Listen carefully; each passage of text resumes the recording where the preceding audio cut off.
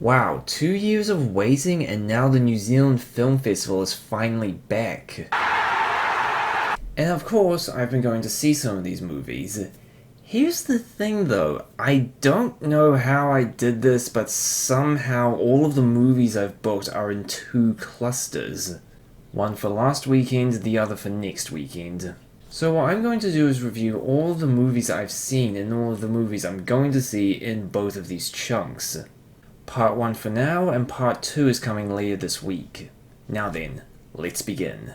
First up is Crimes of the Future. In case you haven't heard of it, this is David Cronenberg's new movie. Before I went to see this, I'd actually heard it wasn't very good.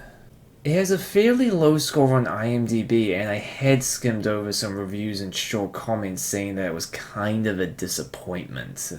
And after actually seeing it for myself, I didn't think it was that bad, but I can see why it can be considered a bit of a letdown.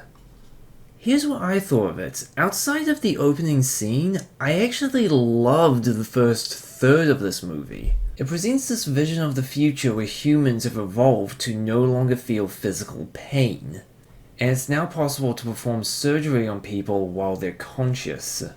However, humanity has now become addicted to surgery, and we're using it to make our bodies look the way we want. It felt like commentary on today's society, and how we're all trying to be as different and special as possible.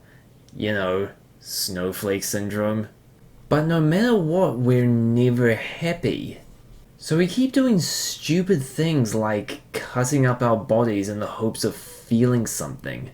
And the way it sends these messages is so blunt and gross that it actually kind of works. The first 30 minutes of this movie are amazing. And then after that, the plot just kind of deteriorates. It has subplots that don't really go anywhere. The middle is too slow, some of the explanations for certain things are kind of flimsy, and then it just kind of ends. That's what the main problem with this movie is. It gets a little too absorbed in its own artsiness from time to time.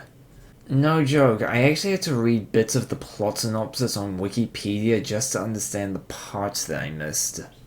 And with that new information, I actually have managed to put together some parts of it in my head.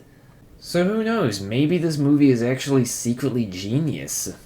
But if it is, then I'd really like to see somebody do an in-depth analogy of it, because it does feel like there's something there. There's just kind of a mess that you have to wade through in order to get to that something. Okay, next up is Speak No Evil. Yeah, I know, another horror movie. This one's about a Danish family who meet up with a Dutch family, and then they get invited over to their house. But sometime after they get there, they notice that this family aren't everything they seem. Before I wrote my review for this movie, I decided to look up a few other reviews for it on IMDb. And like Crimes of the Future, it has kind of a mixed reception to it. Some people love this one, while others just think it's okay. I actually did think that this was a very well done movie. It's a movie with a slow burn, but as it goes on, it gradually builds and builds and builds and builds upon itself. All up to the last 20 minutes, which were pretty damn intense. But, and I don't really know how to explain this, but shortly after it ended, the effect just kind of wore off on me. I don't know, maybe it's because I'm just simply desensitized to movies like this. Like, I know I've seen movies like this before. They're supposed to be slow, subtle. There's kind of like this psychological element to it, and not everything gets explained. And all of it was pretty well done. The ending was pretty damn gut-wrenching, but I just kind of feel like I've seen something like this before. It was a good movie, just, for me, nothing really that special. Okay, last movie up is Smoking Causes Coughing. No, really, that's the actual title of this movie.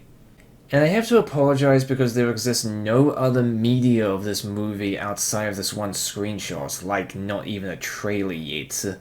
And I actually quite like this one. After two serious movies, having a comedy was such a nice change of pace. And better yet, it's a black comedy with swearing, blood, and gore in it.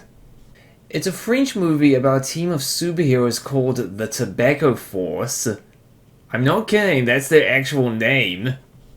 Who, on the orders of their boss, are sent on a retreat to help them rejuvenate their team's spirits. And then things just kind of happen while they're there, really. I'm actually not even so sure how to describe this movie. Actually, no, wait, I do know how to describe it. It is hilariously offensive.